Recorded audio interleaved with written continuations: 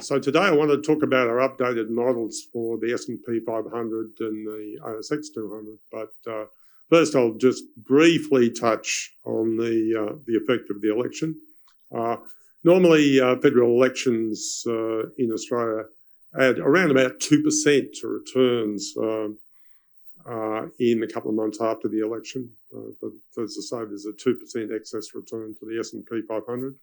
And where that comes from is that it's saved up from the previous 2 months before the election. So basically the market underperforms by 2% before an election, federal election, and adds that back in a couple of months after. So I expect that to be a good thing. I think the normal seasonal pattern from here is that the market would continue to be weak really until the end of June, and then kick in July. And I think there's a couple of extra reasons why I think that might continue.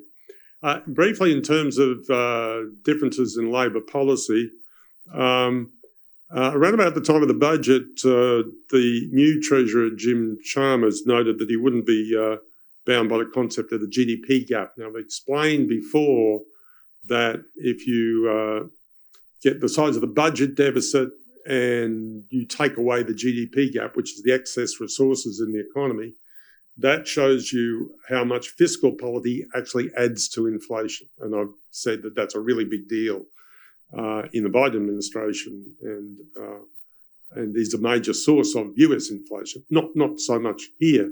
But what's interesting is in the budget costings, campaign costings released at the end of last week, Chalmers had a very slightly larger budget deficit going forward than did the coalition. It's only about 0.25% of GDP, but that 0.25% of GDP would add to inflation, and that would add to real interest rates as required by the RBA going forward.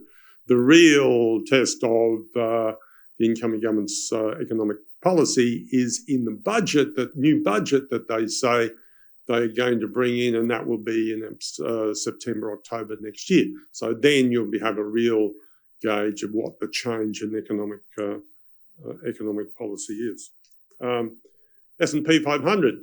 For pretty much the last year and a half, every quarter has shown earnings being better than anticipated for the last year and a half. Every quarter, amazingly, earnings would beat on every quarter. The real problem of the quarter we have just been through, and which is the first quarter, is that this is the first time we've had a significant miss on earnings for the S&P 500 in the last year and a half. So earnings were expected to be, 3 months ago when I was last updating this version of the model, earnings around about that time were about $51.20 a share, but with 93% report. Now, what they've been doing is they've been actually beating that by a significant amount for the last year and a half. But now we've missed, the S&P 500 has missed that, coming in at $49.71 a share with 93% reported. And that's had an effect in terms of loss of confidence in the model. It takes the model down and generates a loss of confidence, but it also has an additional effect of widening corporate credit spreads, and that tightens liquidity in the S&P 500, and that puts up just a touch more downward pressure on the market. So, having said that, we anticipate that earnings will continue to grow for the next 3 quarters, and that earnings in the second quarter will rise to $55 a share and $56.80 by the end of this year. That's up from the current reporting we've just seen of $49.71. So the path of earnings in the US is still going up, and that's a reason for confidence. And as a result of that, earnings per share, with the 12-month rolling operating earnings per share, with what's in the S&P 500 model, it's $210.51 a share for the first quarter, and that rises up to $224.30 by the end of the year. So it's modest uptrade, and so the model in terms of earnings should go up. But the problem, of course, is But the other things in the model are bond yields and corporate spreads. Corporate spreads are now widening because of that earnings miss.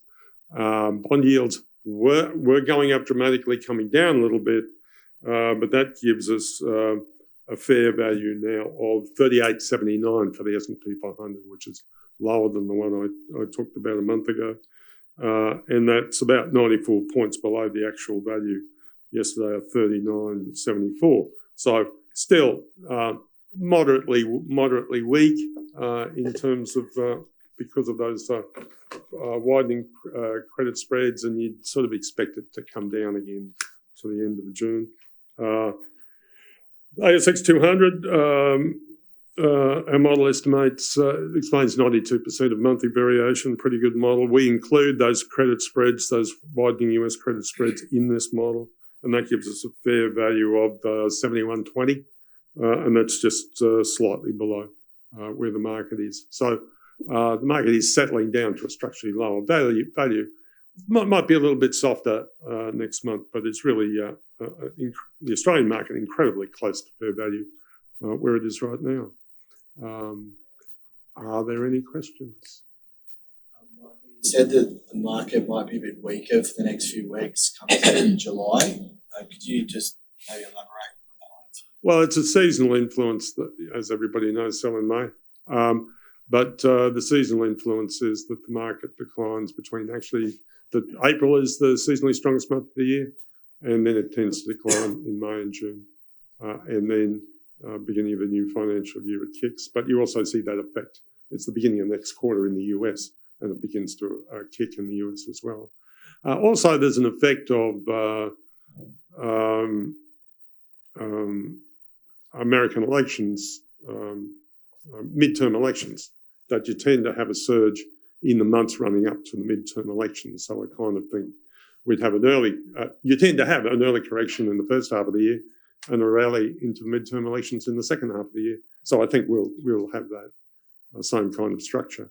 But market's fallen down to a level where it's, the outlook relative to the models are effectively flat. But that equilibrium is at a lower level than it was at the end of last year.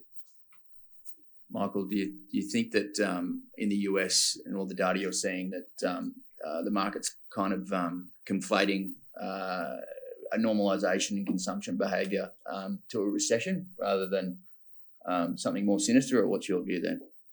Well, I've said that based on the academically preferred measure of the US yield curve, a US recession is definitely not in sight. And there's a piece I wrote a couple of weeks ago about how you actually find that academically preferred one on the Fed website and how you can run it yourself and come to that decision yourself. But last week I talked about the US slowing down to a soft landing, and it was growing at 5.5% last year, and it's slowing down to about a 2% rate. And it's kind of the story of getting it, the fast car slows from 250 kilometres to 100 kilometres an hour, and you think it's stopped, so you get out to see what's happened. But for the US economy, 2% growth is still pretty healthy, and it's that slowdown, I think, which has been mistaken for the beginnings of recession. But the evidence of a recession is absolutely simply not there. What you've got is very low unemployment in the US. You will have very strong wages growth. You will have strong domestic consumption. It's just that people aren't used to living in a world of full employment. We haven't had an extended period of full employment both in the US or Australia since the 1950s and the 1960s. We're about to get to that point again of extended periods of full employment.